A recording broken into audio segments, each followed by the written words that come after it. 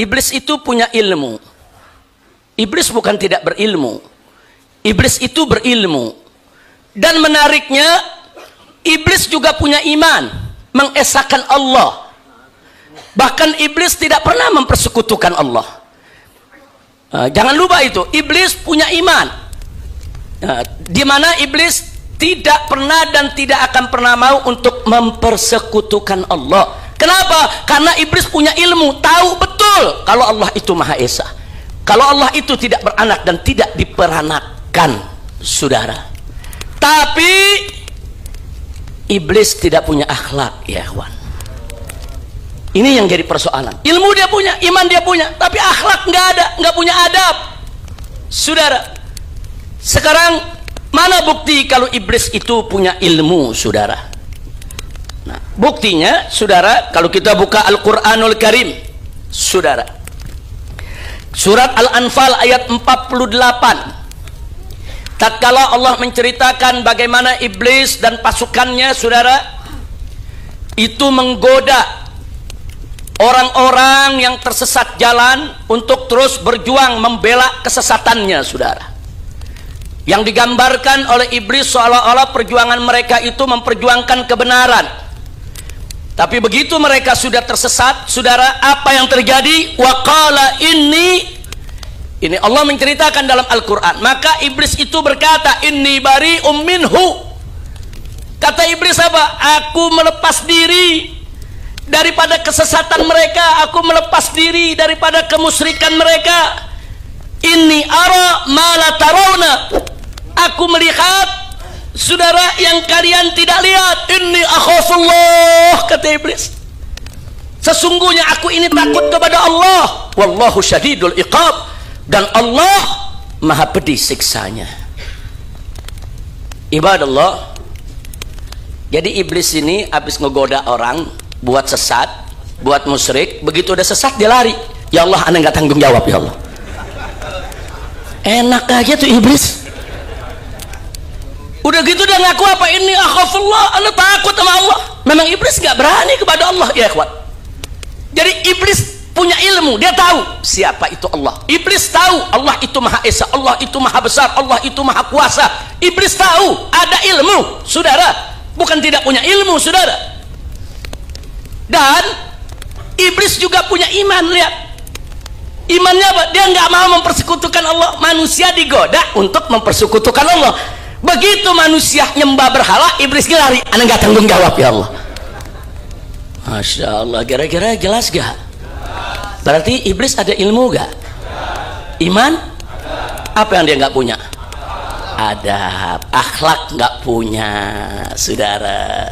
Nah, mana bukti dia tidak punya akhlak, dia tidak punya adab? Allah yang menceritakan dalam Al-Quranul Karim, saudara. Di antaranya dalam surat Al-Baqarah, faqala ta'ala, wa idh qulna lil malaikati isjudu li adama fasajadu illa iblis aba wastakbar. Jadi Allah menyatakan, tatkala kami perintahkan, kami katakan kepada para malaikat, apa yang dikatakan oleh Allah, usjudu, sujudlah kalian semua li Adam, kepada Adam. Fasajadu, malaikat sam'an wa ta'ah, dengar perintah Allah, taat, mereka semua sujud. Illa iblis, kecuali iblis. Ada apa dengan iblis? Aba wastakbar, dia menolak dan dia takabur, sombong. Nah, sekarang saya tanya, Allah perintah, iblis nolak. Akhlak tidak itu? Nggak punya akhlak, ya ikhwan. Jangankan diperintah Allah, kita diperintah orang tua kita dalam hal yang baik, kita nggak patuh, kita nggak punya akhlak. Apalagi kalau diperintah oleh Allah. Iblis nggak punya akhlak, Allah perintah dia tolak. Udah gitu dia sombong. Orang kalau sombong berarti akhlaknya bagus gak? Nggak bagus, ya ikhwan. Jadi ayat ini menginformasikan kepada kita, iblis itu nggak punya akhlak, nggak punya adab yang baik, ya ikhwan. Allah perintah, dia tolak. Bahkan dia semakin sombong. Udah gitu apa? Ngedebat pakai logika. Allah didebat pakai logika, ya ikhwan. Apa dia katakan? Sebagaimana Allah ceritakan dalam surat Al-A'raf ayat 12. Saudara, iblis mengatakan tatkala diperintahkan oleh Allah untuk sujud kepada Nabi Adam, apa kata iblis? Qala ana khairum minhu. Ya Allah, ana lebih bagus dari dia, ana lebih baik dari Adam. Kenapa? Khalaqtani min nar, engkau menciptakan aku dari api, wa khalaqtahu min tin, sedangkan engkau menciptakan dia dari tanah. Tin, tanah liat ya kawan. Nah ini berarti saudara, iblis ngedebat siapa itu? Debat Allah. Pakai argumentasi gak? Pakai argumentasi. Pakai argumentasi. Saya lebih baik dari dia, saya diciptakan dari api, dia diciptakan dari tanah. Ya Allah, kau ciptakan aku dari api, kau ciptakan dia dari tanah, bagaimana aku sujud kepada dia? Aku lebih baik dari dia. Jadi yang membangkang pertama kali pakai logika di depan Allah tuh iblis ya. Nah jadi pakai logika, berarti sekali lagi saya tanya, berarti iblis punya ilmu nggak? Punya. Cuman apa yang dia nggak punya? Akhlak, adab nggak punya ya kawan. Allah dilawan, Allah didebat, padahal dia tahu Allah maha pandai, Allah maha berilmu, Allah maha mengetahui, Allah serba maha saudara dalam segala sesuatu. Ternyata tetap dilawan oleh iblis. Nah, maka itu saudara, dalam hal ini saya jadi ingat pesan amanat Al-Habib Ali bin Abdurrahman Al-Habsyi di Kuitang ya ikhwan. Al-Habib Ali ini pernah mengatakan, saya heran saudara, iblis itu disuruh sujud kepada Adam nggak mau, tapi sekarang umat manusia disuruh sujud kepada Allah nggak mau. Ini kira-kira lebih besar mana nih persoalannya saudara? Iblis disuruh sujud kepada Allah sujud, disuruh sujud kepada Adam nggak mau. Ini manusia disuruh sujud kepada Allah nggak mau. Kayaknya lebih keras kepala dari iblis manusia saudara. Hati-hati tuh yang nggak sholat, hati-hati, hati-hati yang nggak sholat. Jadi yang nggak sholat ini berguru kepada iblis. Ya pantas, pantas. Kenapa? Karena ada pepatah mengatakan guru kencing berdiri, murid kencingin guru. Itu guru kencing berdiri, murid kencing berlari, tuh jadul tuh. Itu peribahasa zaman dulu. Peribahasa zaman sekarang, guru kencing berdiri, murid kencingin guru. Jadi kalau bergurunya sama setan begitu, setan nggak mau sujud kepada Adam, padahal sujud kepada Allah mau. Nah manusia ada yang berguru kepada setan, hatta sama Allah dan nggak mau sujud ya kawan.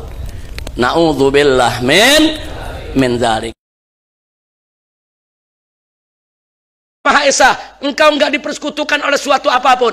Jadi habis dia sesatin manusia, dia lari saudara. Jadi orang Betawi bilang disyukurin sama dia. Dia yang jorokin, dia yang syukurin, kan kurang ajar. Kurang ajar gak tuh setan? Kurang ajar gak? Innahu lakum aduwwum mubin. Iblis itu saudara musuh yang nyata bagi kita. Nah makanya jangan mau kita ditipu oleh iblis. Nah mudah-mudahan dengan demikian kita bisa membentengi diri kita. Jangan mau ditipu, jangan kemaksiatan, kemunkaran dipandang nih bagus, nih enak, bohong itu semua ya ikhwan. Kemunkaran, kejahatan apa yang dilarang oleh agama itu akan mengantarkan kepada kehancuran kehidupan kita, baik di dunia maupun di akhirat. Lakukan saja yang baik. Anda segerakanlah sholat 5 waktu, niscaya Allah akan segerakan segala kebutuhan Anda. Tapi kalau sholat 5 waktunya lelet, lambat, ada nanya, Habib gimana sini? Apa namanya, saya punya utang lama bisa kebayarnya, atau orang lain utang saya juga lama juga bayarnya. Ya tanya aja, lihat dirinya, ente punya sholat bagaimana? Ya sholat udah akhir waktu baru sholat, ya tungguin aja bayar utangnya akhir waktu juga. Nah, mau semuanya disegerakan oleh Allah? Betul? Mau urusan kita diurus oleh Allah semuanya? Betul? Nah urus urusan kewajiban kita kepada Allah dengan baik ya kawan. Segerakan, lakukan sebaik mungkin, sesempurna mungkin, insya Allah semua urusan kita akan diselesaikan oleh Allah subhanahu wa ta'ala. Amin ya rabbal alamin. Nah itulah pelajaran kita pada hari ini. Jadi sekali lagi yang kita koreksi tadi, bahwa dalam surat Al-Anfal ayat 48 iblis mengatakan inni bari'um minkum, yaitu aku ini melepaskan diri daripada kalian semua. Kenapa iblis mengatakan ini ara ma la taruna? Karena aku melihat apa yang kalian tidak lihat. Nah, karena kemarin di catatan ditulis ini bari'um minhu. Nah, yang betul ini bari'um minkum, bukan minhu. Kalau minhu darinya, kalau minkum dari kalian semua. Nah tolong kalau nanti ada apa sajalah, kita punya catatan, kita punya buku yang salah-salah kutip, segera perbaiki. Apalagi mushaf Quran. Kalau mushaf Quran yang beredar ada salah cetak, buru-buru laporkan ke Kementerian Agama. Di sana ada direktorat khusus tentang pentashih Al-Quran. Kenapa kita laporkan ke sana?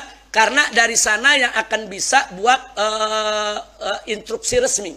Jadi Kementerian Agama di bidang tersebut akan membuat pengumuman secara nasional. Awas, bahwa mushaf Al-Quran cetakan penerbit anu tahun sekian itu ada salah cetak di halaman sekian, atau surat anu ayat sekian. Tapi kalau kita nggak lapor, yang nggak ada pengumuman, saudara. Kalau kita nggak lapor, nanti penerbit itu terus-menerus membiarkan dia punya kesalahan cetak beredar di tengah masyarakat. Sebab kalau kita lapor, nanti dari Kementerian Agama akan tegur penerbitnya, dan penerbitnya wajib dia tarik itu dari toko-toko, mesti ditarik lagi ya, dia harus perbaiki. Nah maka itu sekali lagi, kalau Anda menemukan salah cetak, jangan langsung wah ini palsu. Belum tentu dia palsu, bisa jadi dia salah cetak. Salah cetak laporin, ada prosedurnya. Laporkan ke direktorat yang terkait di Kementerian Agama. Nanti direktorat tersebut yang akan memberi peringatan kepada penerbitnya. Penerbitnya dia mesti tarik dari pasar semua. Mau berapa juta eksemplar dia mesti tarik. Nah itu aturan. Maka itu jangan biarkan kalau ada yang salah-salah cetak seperti itu. Insya Allah. Nah itu saja apa pengantar yang bisa saya sampaikan pada kesempatan ini. Mudah-mudahan manfaat untuk kita semua. Amin ya rabbal alamin.